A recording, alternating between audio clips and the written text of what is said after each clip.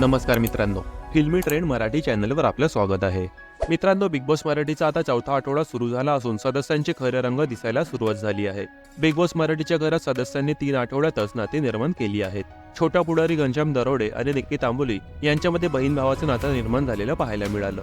पण आज रक्षाबंधनाच्या दिवशीच प्रेक्षकांना या भावा बहिणीच्या नात्यात फूट पडलेली पाहायला मिळणार आहे.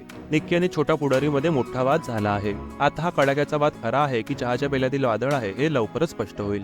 बिग बॉस मराठीच्या घरात विकेंडला झालेल्या भाऊच्या धक्क्यावर घरातील सदस्यांबाबत प्रेक्षकांची मते काय आणि घरातील सदस्य एकमेकांच्या मागे काय चर्चा करत असतात हे समोर आले. त्यामुळे आता घरात जरा वेगळं वातावरण तयार झाले आहे.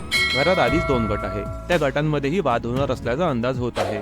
कलर्स मराठीच्या नव्या प्रोमोनुसार छोटा पुढारी घनश्याम दरोडे आणि निक्की तांबोळी यांच्यात वाद झाले आहेत. प्रोमोमध्ये निक्की घनश्यामला म्हणते तू फेक आहेस. त्यावर घनश्याम तिला विचारतोय काय फेक वागलो ते तर सांग. तू किती आपली आहेस हे अख्ख्या जनतेला दिसतंय. तुला सख्या बहिणीचा दर्जा दिला होता मी. यावर निक्की म्हणते नको देऊ. त्यावर घनश्याम म्हणतो निक्कूताई बोलल्यामुळेच घात झालाय ना. यावेळी घनश्याम बराच दुखावला असल्याचे दिसत आहे. आता निक्की घनश्यामच्या वादाचे कारण काय, ही भांडण किती मोठी आहेत हे आजच्या एपिसोडमध्ये दिसून येईल.